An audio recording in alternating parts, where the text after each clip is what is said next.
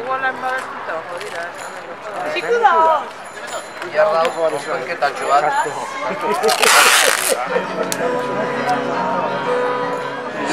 Zurera.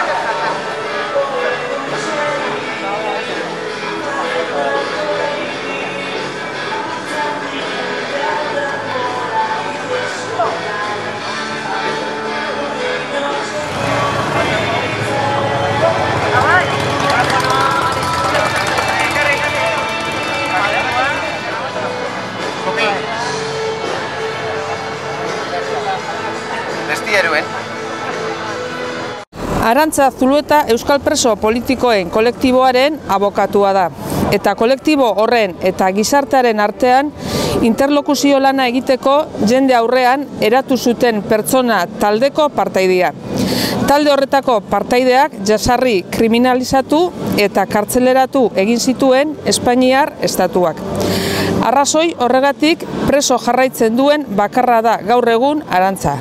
Honetaz gain, bera da Euskal Preso guztien artean urte 2 terdi igaro ondoren epaitu gabe preso irauten duen bakarra.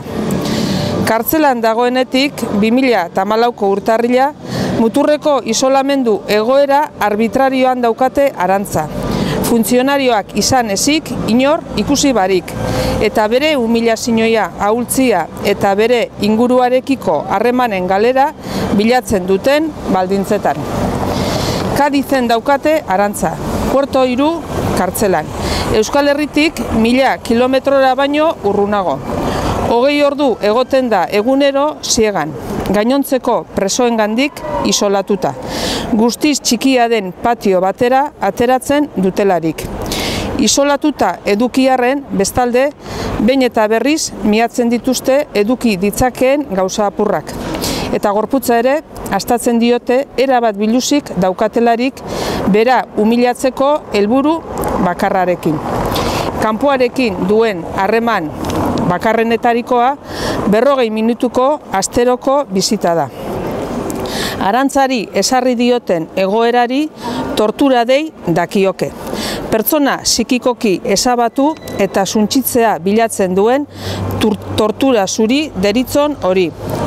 Arantza aske utzi behar dute berehala, ez dago atxekirik. Kartzelan segi dezan arrazoi bakarra estatuaren mendeku politikoa da.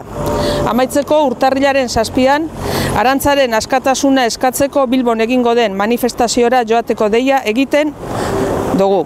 Ahaztu barik, urtarrilaren 14an beste hitzordu bat izango dugula presoen eskubideen alde Bilbon bertan.